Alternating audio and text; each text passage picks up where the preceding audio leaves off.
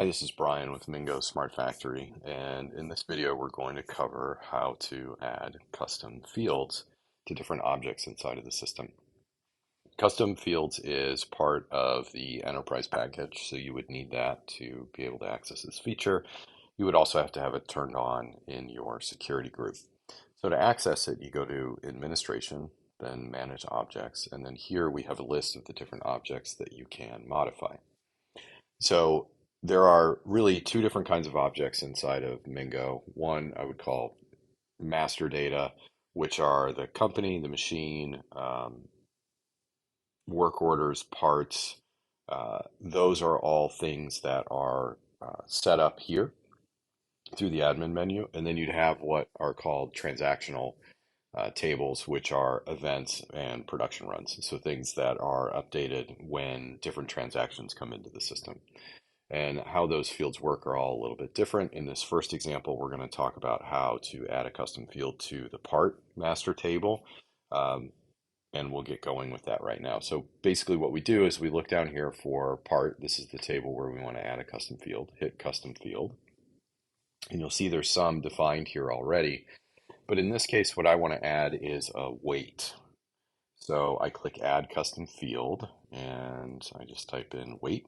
Maybe I want it in pounds, like that, and that's going to be my field name. And then I choose a type. So I can have any of these types. I can have a date time, it can be numeric, it can be a drop down, it can be shown as buttons, text, single or multi-line text, yes or no, and even custom calculations. But in this case, it's just going to be numeric, and I can set a format. So here I want it to be a number, and I want 2 decimals on my weight. This is help text. So this will display with that custom field.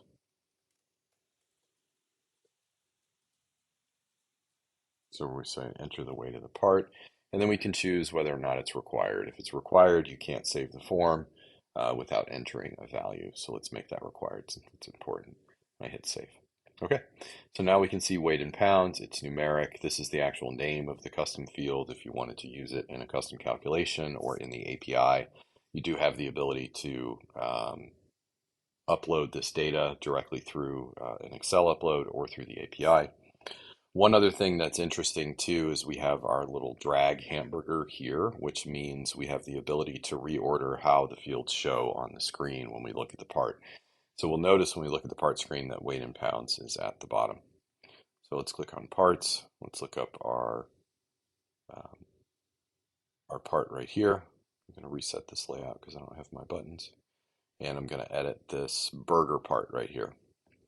So we'll see when we edit this, we have a custom field tab at the top, and we have all the custom fields that we have entered in the order that they were in on the other screen.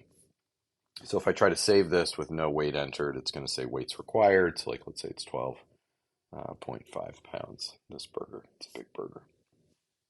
When I save that, it's saved as part of that particular record. And these are available all over the system. So you can report on them in the dashboard. You can use them in scoreboards.